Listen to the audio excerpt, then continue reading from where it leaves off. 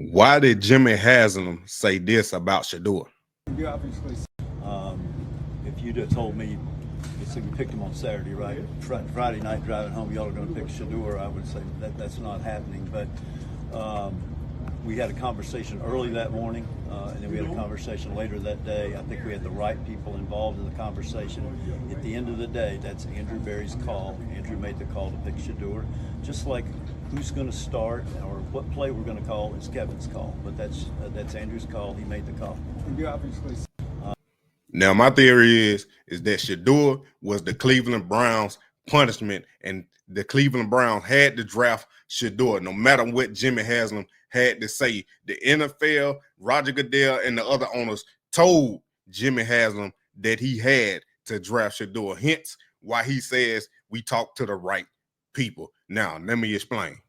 Now, the reason why I say that, why Jimmy Haslam would say Andrew Berry picked Shedeur Sanders, deflection of the blame, by stating that Andrew Berry, the Browns GM, was the one who selected Sanders. Haslam distances himself from the decision. This is a classic CYA move, especially if there's internal or external backlash over Shedeur's controversial draft spot or future usage, which is going on right now. Why hasn't Shedeur Sanders got first team reps with the first team offense against the first team defense?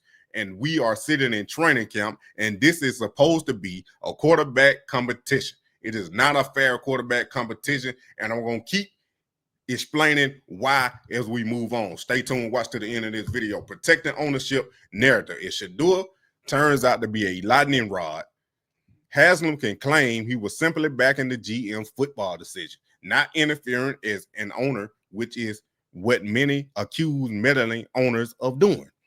This is one of the main reasons, I think, my opinion, of why Jimmy Haslam said that. Strategic political move. Haslam may also be anticipating fallout if the NFLPA collusion case, Eric Jackson lawsuit, or prime equity negotiations gain traction. He's shielding ownership from direct involvement in the controversy by pushing the responsibility on Berry. So Jimmy Haslam may be expecting something to come from the NFLPA executive resigning, the other guy resigning, the FBI investigations, Eric Jackson lawsuit for the $100 million. It's a lot of stuff. There are a lot of different moving parts that could lead to people or the lawsuit claiming that Shedeur was colluded against, collateral collusion, that's the word I use, against in the draft. Putting out those narratives before the draft make it hard to prove that Shedeur got colluded against. But we're going to prove it right here. This is how we're going to prove it right. The connection to the collateral collusion theory.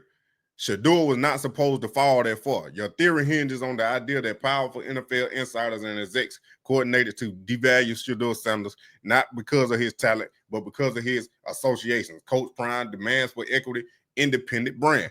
That draft slide was no accident. If it was orchestrated, the Browns may have been the fall guy franchise forced into selecting Shedeur to preserve league image. Haslam didn't want him, but had to take him. This is lines with Haslam not saying, now trying to say, it wasn't me, it was my GM. That's a massive clue that Sanders' selection was politically driven. If Shedeur wasn't his pick, then why was he drafted at all? Because the external pressure forced the Browns' hand to avoid legal liability or exposure of a rigged draft narrative. Think about it.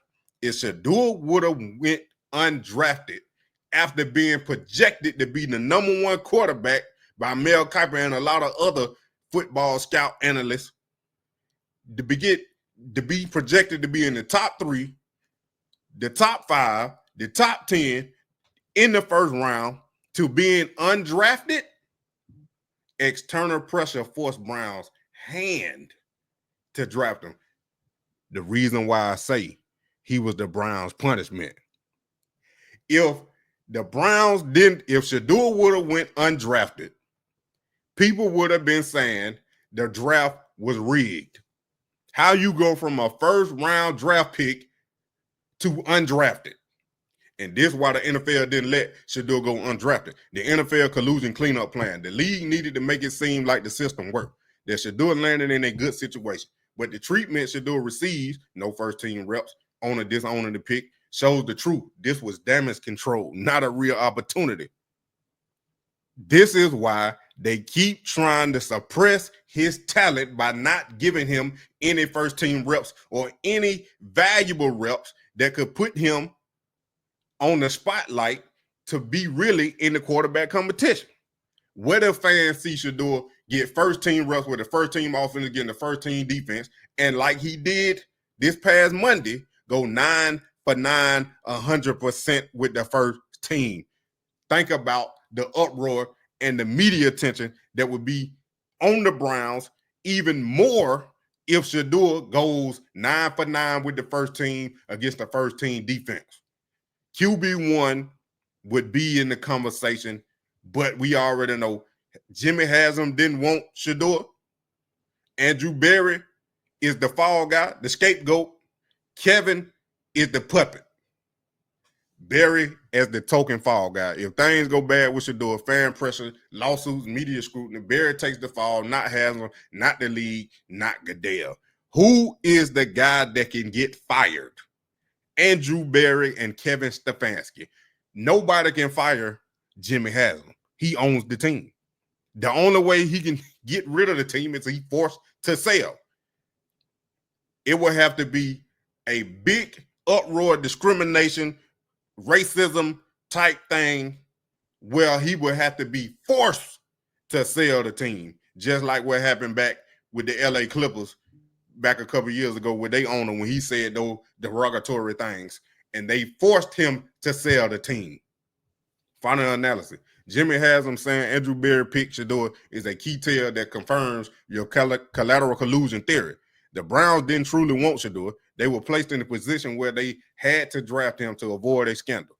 Haslam is now distancing himself from the pick, signaling it wasn't an organic football decision, but a calculated collusion-connected pivot.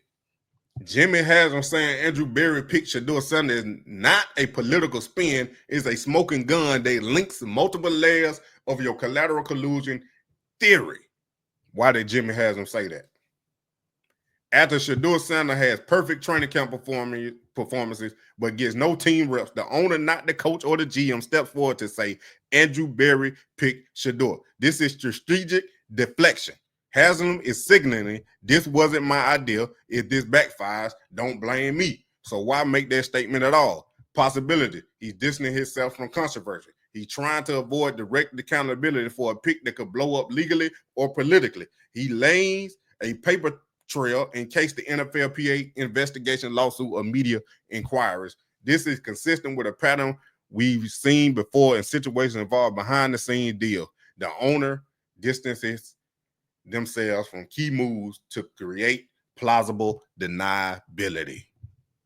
All right, Moneymane. So how they connect to the NFLPA? The resignation of Lloyd Howell stepped down abruptly under mysterious circumstances, right when players and the media began raising serious concerns about quarterback contracts, equity rights, and collusion rumors. Connect the dots. NFLPA had a duty to protect the Shedeur Sanders.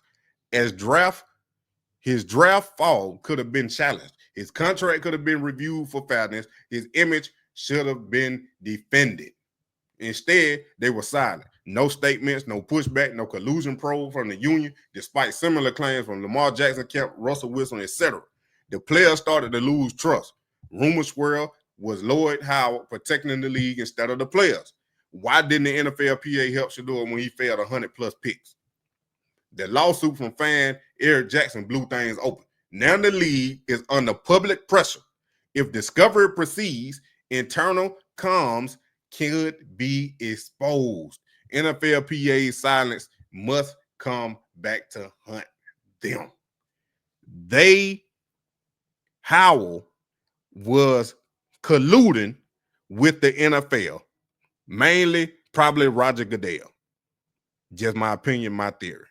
How can you have an NFLPA executive that's supposed to represent the players against the NFL agree to holding the verdict from the NFL collusion case for 5 months, not giving players to file a grievance? That window has been closed if the players don't know the verdict. so nobody can file a grievance against the NFL claiming collusion, mainly Lamar Jackson, Russell Wilson, and Kyler Murray. If they didn't know the verdict, they can't file a grievance against the NFL. Here's the final breakdown. Jimmy Haslam quote is proof of internal conflict and hidden power plays. It's just not a PR move, it's a breadcrumb. Pair that with the NFLPA's shady silence, the sudden executive resignation, and pending lawsuit discovery, and you have a classic setup. Collateral collusion wasn't just a theory. It was an elite level system to suppress the rise of a quarterback who challenged the status quo, the liberated prototype. My savages! Moneymane in the thing of a T and playing no games. Should I already know my name when I speak NCC flame. Got my YouTube poppin', man. Like, subscribing, everything in between. You already know. Moneymane! You already know.